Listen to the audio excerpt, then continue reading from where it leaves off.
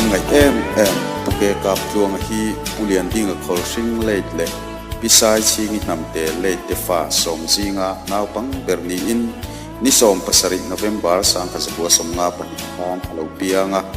sang ka zakwa som sari pakhat July tha khan Assam Rifle lak ni a sang ka zakwa som sari pasari khan pilal thiang himinen nein fa pa pathum le fanu pani anei kum som thum pathum zat sipaya atran hu in kum sang hi pali khan subedar ni in a pensona kum sang ni som pariat mai ni kwa khan asugar sana bangin kwa serchi atangin aizol dam do pan pui ani a asugar ba ka apum puya kansar chua ani a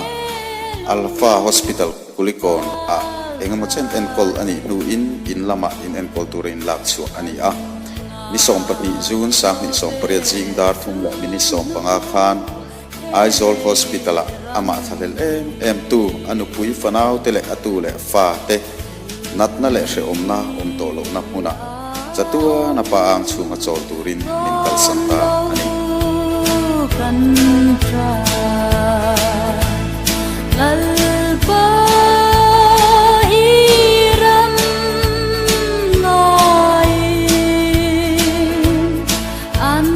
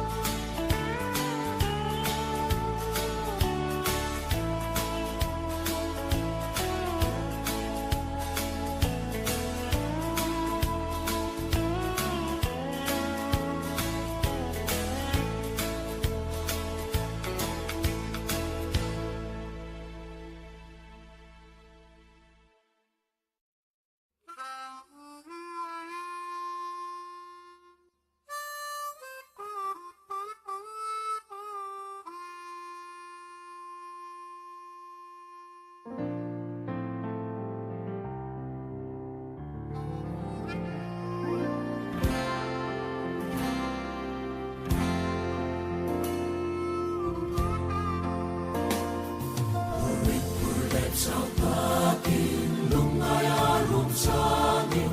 ko vel hi shao ta chi ma se sa mai lo vi malam ka ban se la na sa tuan so ta ka na khen ye ya ta ko the moya min ron son chuani dal chu the kia na min ron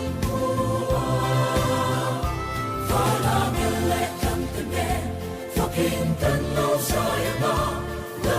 truth can't kill me.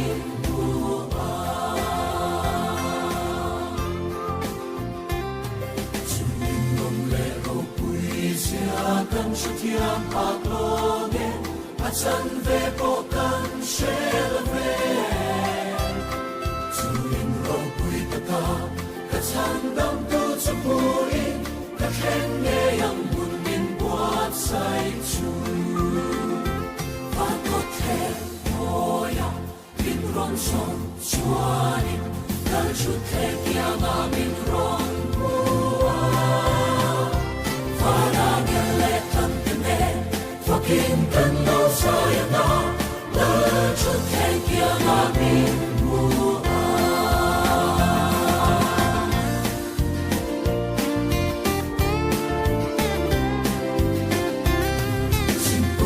Xin kể siêu bin akuna min selin kamit tuy min shuk phai saka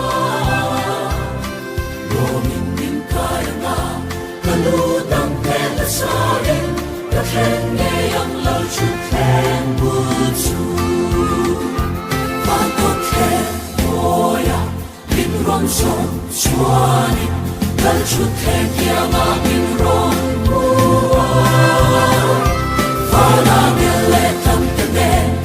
Fucking ten no sayana,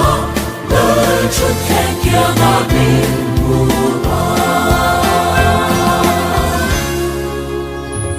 Van got care moya, min ron son chuani, the truth can't kill me. Ron bua. Fana gele kantene, fucking ten no sayana, the truth can't kill me.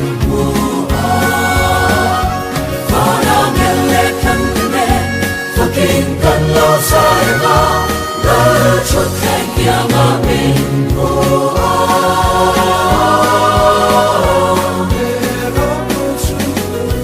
Fucking kan lo sai na min ron bua Lo pui na ke sang